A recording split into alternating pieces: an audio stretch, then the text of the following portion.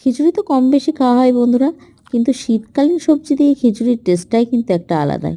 তা আজকে আমি চলে এসেছি খিচুড়ির রেসিপি নিয়ে। শীতকালীন সবজি দিয়ে খিচুড়ির রেসিপিটা শেয়ার করব। আতপ চাল নিয়ে নিয়েছি, আর খিচুড়িটা বানাবো মুসুরির ডাল দিয়ে। আর মুসুরির ডাল দিয়ে খিচুড়ির টেস্টটা কিন্তু অন্যরকম লাগে বন্ধুরা। তা চাল আর ডালটা সুন্দর করে ধুয়ে নিচ্ছি। আর এখানে শীতকালীন সবজি কেটে নিয়েছি। এখানে কড়াইতে তেল দিয়ে দিয়েছি, শুকনো লঙ্কা, তেজপাতা, তারপরে পেঁয়াজ কুচি, টমেটো কুচি, ফুলকপি, আলু, গাজর এগুলো দিয়ে ভালোভাবে কষিয়ে নিচ্ছি। তারপর লবণ দিয়েছি, তারপর হলুদ দিয়ে দিয়েছি।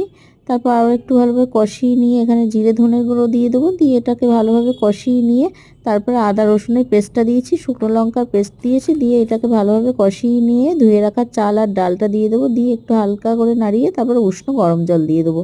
এখানে মটরশুঁটি আর কাঁচা লঙ্কাটা দিয়ে দিলাম, দিয়ে এটা হতে দিলাম। তো একটু টেস্টের জন্য আমি চিনি অ্যাড করব।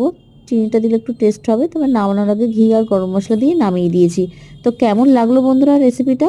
ভালো লাগলে কিন্তু অবশ্যই একটা লাইক করবেন।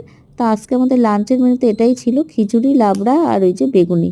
তো চ্যানেল নতুন হলে প্লিজ চ্যানেলটাকে সাবস্ক্রাইব